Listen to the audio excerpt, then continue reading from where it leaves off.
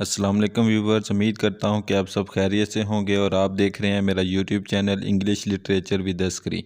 So I am Mursal Askari. जी viewers, जिन लोगों ने मेरा यूट्यूब चैनल सब्सक्राइब नहीं किया वो जल्दी से सब्सक्राइब कर दें और साथ ही बेल वाली नोटिफिकेशन को ऑन कर दें ताकि मेरी आने वाली हर वीडियो को आप सबसे पहले देख सकें। जी व्यूवर्स, मैंने हिस्ट्री ऑफ इंग्लिश लिटरेचर का जो लास्ट लेक्चर डिलीवर किया था वो था मिडिल इंग्लिश पीरियड और ये 2 पार्ट्स में डिवाइड था, फर्स्ट पार्ट और सेकंड पार्ट। इनका लिंक मैंने डिस्क्रिप्शन में ऐड कर दिया है और उससे पिछला लेक्चर मेरा एंग्लो सैक्सन पीरियड पर था, इसका लिंक भी मैंने डिस्क्रिप्शन में ऐड कर दिया है। आप लोग डिस्क्रिप्शन में जाकर ये लेक्चर सुन सकते हैं। जी व्यूवर्स, आज की वीडियो को स्किप मत कीजिएगा क्योंकि आज की वीडियो बहुत ही इंपॉर्टेंट होने जा रही है। अगर आज की वीडियो आप लोगों ने देख ली तो आज के टॉपिक से रिलेटेड आपके तमाम क्वेश्चन क्लियर हो जाएंगे। जी व्यूवर्स, हमारा आज का टॉपिक है रिनेसां पीरियड या रिनेसेंस पीरियड और इसका ड्यूरेशन है 1500 AD टू 1600 AD। जी दोस्तों, रिनेसां या रिनेसेंस एक मूवमेंट है। रिनेसां लोगों के अंदर एक तरह का ख्याल है। आप ये भी कह सकते हैं कि रिनेसां एक सोच है और ये सोच लोगों के अंदर है जो 1500 AD से स्टार्ट होकर 1600 AD तक जाती है। रिनेसां एक फ्रेंच वर्ड है जिसका मतलब है रिबर्थ या रिवाइवल। रिबर्थ का मतलब है चीज़ों का दोबारा पैदा हो जाना या चीज़ों का दोबारा वापस लौट आना। ये एक ऐसी मूवमेंट थी जो यूरोप के साथ साथ सारी दुनिया में फैल गई थी और इसका सबसे ज़्यादा असर इंग्लैंड पर हुआ था क्योंकि इस मूवमेंट को अप्रिशिएट करने वालों का तल्लक इंग्लैंड से था। अदरवाइज ये एजुकेशन हासिल करने की सोच है कि हर इंसान अपने तौर पर एजुकेशन हासिल करे। ये एक ऐसी मूवमेंट थी जो हमें ग्रीक और रोमन टाइम पीरियड के अंदर ले जाती है। रोमन और ग्रीक पीपल इंसानों पर, डिस्कवरीज पर, इन्वेंशंस पर फोकस करते थे, जो चीज़ों को ईजाद करते थे और डिस्कवर करते थे। आप सिंपल वर्ड्स में ये कह सकते हैं कि हर चीज़ को दोबारा से करने का नाम रिनेसां या रिनेसेंस है, यानी दोबारा से तालीम हासिल करना या फिर दोबारा से लिटरेचर लिखना या फिर दोबारा से डिस्कवरीज करना या फिर दोबारा से इन्वेंशन करना या फिर दोबारा से पोइट्री लिखना वगैरह वगैरह इसमें शामिल है। जी व्यूवर्स, इस रिनेसां पीरियड में टोटल 5 एजेस आती हैं जिनको डिस्कस करने से पहले मैं आप लोगों से ये कहूँगा कि आप लोग मेरे इस चैनल को सब्सक्राइब कर दें और साथ ही बेल वाली नोटिफिकेशन को ऑन कर दें ताकि मेरी आने वाली हर वीडियो को आप सबसे पहले देख सकें।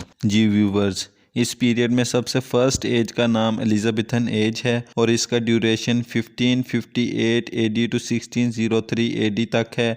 इस एज में क्वीन एलिजाबेथ फर्स्ट रूल करती हैं, इसी वजह से इसका नाम एलिजाबेथन एज है।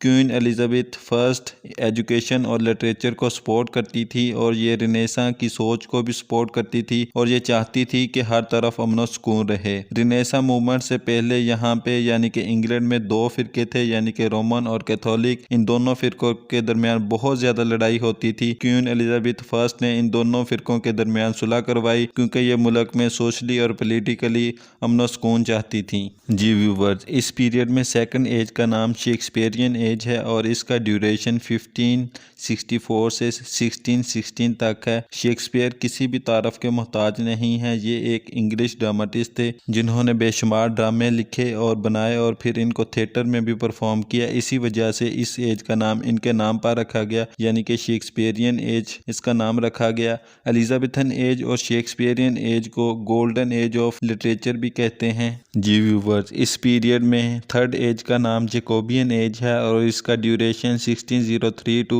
1625 AD तक है। इस एज में क्वीन एलिजाबेथ फर्स्ट के दौरे हुकूमत का खात्मा होता है और जेम्स फर्स्ट तख्त पर आते हैं। इसी वजह से इस एज को जैकोबियन एज का नाम दिया गया है। इस एज में जेम्स फर्स्ट अपनी मर्जी के लिटरेचर और अपनी मर्जी की चीज़ों को फोकियत देते हैं और हर चीज़ को अपनी मर्जी के मुताबिक करना चाहते हैं। जी व्यूवर्स, इस पीरियड में फोर्थ एज का नाम कैरोलिन एज है और इसका ड्यूरेशन 1625 टू 1649 AD तक है। इस एज में जेम्स फर्स्ट के दौरे हुकूमत का खात्मा होता है और किंग चार्ल्स फर्स्ट तख्त पर आते हैं। इसी वजह से इस एज को कैरोलिन एज का नाम दिया गया है और ये भी अपनी मर्जी के लिटरेचर को प्रमोट करते हैं। जी दोस्तों, इस पीरियड में फिफ्थ एंड लास्ट एज का नाम कॉमनवेल्थ एज है और इसका ड्यूरेशन 1649 टू 1660 है। और इस एज में कोई किंग या क्वीन हुकूमत नहीं करती, बल्कि इस एज में इंग्लैंड में एक पार्लियामेंट बनी थी और इस पार्लियामेंट के लीडर का नाम ओलिवर क्रॉमवेल था। इस पीरियड के बाद किंग चार्ल्स सेकंड तख्त पर आते हैं। जी दोस्तों, अब हम इस पीरियड की हिस्ट्री को डिस्कस करते हैं, लेकिन इससे पहले अगर आपने मेरे इस चैनल को सब्सक्राइब नहीं किया तो जल्दी से सब्सक्राइब कर दें और साथ ही बेल वाले नोटिफिकेशन को ऑन कर दें ताकि मेरी आने वाली हर वीडियो को आप सबसे पहले देख सकें। जी व्यूवर्स, अब हम देखते हैं कि रिनेसा मूवमेंट कैसे वजूद में आई या ऐसी कौन सी वजह थी जिसकी वजह से ये मूवमेंट स्टार्ट हुई थी। जी दोस्तों, इस पीरियड से पहले ग्रीक और रोमन लोगों को स्टडी किया जाता था और वो लोग ह्यूमनिज्म को फॉलो करते थे। फिर इसके बाद मिडिल एजेस आ गई और मिडिल एजेस में लोगों का मेन फोकस क्रिश्चियनिटी और रिलीजन पर था। इन एजेस में ज़्यादातर इख्तियारात चर्च और पोप के पास होते थे, जिन्होंने रिलीजियस एजुकेशन को तो सब कुछ समझा लेकिन ह्यूमनिज्म पर फोकस नहीं किया, यानी इंसानों को कुछ नहीं समझा। फिर इसके बाद फिर से ह्यूमनिज्म आ गया, जिसे हम दूसरे अल्फाज में रिनेसा या रिनेसेंस कहते हैं। एंशियंट ग्रीक टाइम में हम ग्रीक और रोमन लोगों को स्टडी करते थे। 5th सेंचुरी इसका टाइम पीरियड था और इसको क्लासिकल टाइम पीरियड भी कहते हैं। इस पीरियड में हर फील्ड में डेवलपमेंट हुई थी। इस पीरियड में लिटरेचर बहुत ज़्यादा डेवलप हुआ और इस पीरियड में ज़्यादातर फोकस ह्यूमनिज्म पर किया गया, जो रिनेसा पीरियड की बैकबोन बनी। जी दोस्तों, जैसा कि आप लोग जानते हैं कि मिडिल एजेस को डार्क एजेस का नाम भी दिया गया है। इस एज में रिलीजन पर मेन फोकस था और इस एज में एक वार भी हो रही थी और एक प्लेग भी आई हुई थी जिसकी वजह से बहुत ज़्यादा डेथ हुई थी। इस एज में सोशल और पॉलिटिकल अप्रेस्ट भी था, यानी हर तरफ तबाही ही तबाही मची हुई थी। इस एज में ग्रोथ डेवलपमेंट ना होने के बराबर हुई, इसी वजह से इसे डार्क एजेस का नाम दिया गया है। मॉडर्न पीरियड 14th सेंचुरी के बाद का टाइम पीरियड है। इसमें रिनेसा भी आता है, दूसरे अल्फाज में रिनेसा से स्टार्ट होता है। रिनेसा मूवमेंट इटली में स्टार्ट हुई थी और ये मूवमेंट डांटे और पेट्रार्क ने स्टार्ट की थी और ये ह्यूमनिज्म एक्टिविस्ट थे। क्या आप लोग जानते हैं कि पेट्रार्क को फादर ऑफ ह्यूमनिज्म या फिर पायनियर ऑफ ह्यूमनिज्म भी कहा जाता है। और पेट्रार्क होमर से इन्फ्लुएंस थे और एरिस्टोटल से भी इन्फ्लुएंस थे। होमर और एरिस्टोटल का तल्लक ग्रीक टाइम पीरियड से है, यानी पेट्रार्क और डांटे ने रोमन और ग्रीक लोगों को स्टडी किया जो ह्यूमनिज्म को सपोर्ट करते थे। इसी वजह से पेट्रार्क और डांटे ने दोबारा ह्यूमनिज्म पर फोकस किया, यानी इंसानों पर फोकस किया। फिर एक ऐसा वर्क प्रोड्यूस किया, यानी कि बहुत सारे ऐसे वर्क प्रोड्यूस किए जो क्लासिकल वर्क कहलाते हैं। जी दोस्तों, अब हमें ये भी पता होना चाहिए कि रिनेसा में रिबर्थ किस चीज़ की हुई थी। ये रिबर्थ थी इंटेलेक्चुअलिटी की, और ये रिबर्थ थी ह्यूमनिज्म की, और ये रिबर्थ थी इंडिविजुअलिज्म की, और ये रिबर्थ थी नॉलेज की, और ये रिबर्थ थी लिटरेचर की। इवन आप ये भी कह सकते हैं कि ये हर चीज़ की रिबर्थ थी। जी दोस्तों, अब हम इस एज के मेन थीम को स्टडी करते हैं, लेकिन अगर आप लोगों ने मेरे इस चैनल को सब्सक्राइब नहीं किया तो जल्दी से सब्सक्राइब कर दें और साथ ही बेल वाले नोटिफिकेशन को ऑन कर दें ताकि मेरी आने वाली हर वीडियो को आप सबसे पहले देख सकें। जी व्यूवर्स, इस पीरियड के मेजर थीम में लव, ब्यूटी और पावर शामिल हैं। फॉर एग्जांपल डॉक्टर फास्टस में love for money, love as a journal for Helen दिखाया गया है। Obsession for power and money को भी दिखाया गया है। इसके अलावा लस्ट को भी दिखाया है। लस्ट का यहाँ पे मतलब ये है कि किसी चीज़ को हद से ज़्यादा प्यार करना। इसके अलावा रोमांस भी दिखाया गया है। लव फॉर मनी को भी दिखाया गया है। इस पीरियड में इमेजिनेटिव वर्क्स भी प्रोड्यूस हुए। इनकी example Doctor Faustus, King Lear, Othello, Hamlet और इसके अलावा शेक्सपियर के और भी बहुत से ऐसे वर्क्स हैं जो इसकी एग्जाम्पल हैं। इस पीरियड में सुपरनेचुरल बातें भी होती थी और माइथोलॉजी पर भी लिखा जाता था। इससे मुराद ऐसी कहानियाँ जो आधी झूठी होती हैं और आधी सच्ची होती हैं। और इसके अलावा शेक्सपियर ने ड्रामेटिक रोमांस और कॉमेडी, ट्रेजेडी और ह्यूमनिज्म पर भी काम किया। और इसके अलावा मार्लो ने मॉरल्स और ह्यूमर पर भी काम किया। जी व्यूवर्स, अब हम देखते हैं कि इस एज का स्टाइल क्या था या इस एज में कौन सा स्टाइल यूज़ हुआ था या कौन सा ऐसा स्टाइल था जो लिटरेरी फिगर यूज़ करते थे अपनी राइटिंग में, और इसके अलावा कौन सा ऐसा स्टाइल था जो इस एज में यूज़ किया जाता था। जी व्यूवर्स, इस पीरियड में सबसे ज़्यादा वर्क ड्रामा पर किया गया।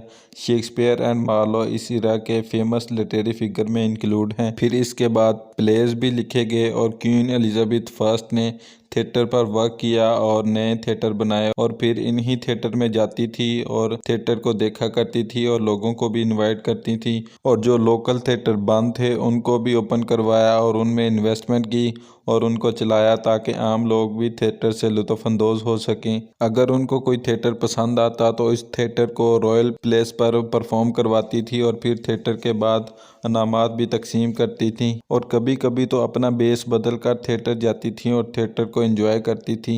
इसी वजह से इस दौर में थिएटर और ड्रामा मशहूर हुए। एक वजह मशहूर होने की पैसा भी था जो थिएटर और ड्रामा से हासिल किया जाता था। फिर इस पीरियड में प्रोज राइटिंग भी स्टार्ट हुई और इसको जॉन लिली ने स्टार्ट किया और इस टाइम पीरियड में ब्लैंक वर्स का भी यूज़ हुआ और इसका सबसे ज़्यादा इस्तेमाल शेक्सपियर और मार्लो ने किया और शेक्सपियर ने इटालियन सोनेट से इंस्पायर होकर क्लासिकल शेक्सपियरियन सोनेट भी लिखे और बहुत सारे क्रोनिकल प्लेस भी लिखे और मार्लो के वर्क्स में आपको unity of time, unity of place और यूनिटी ऑफ एक्शन देखने को मिलेगा।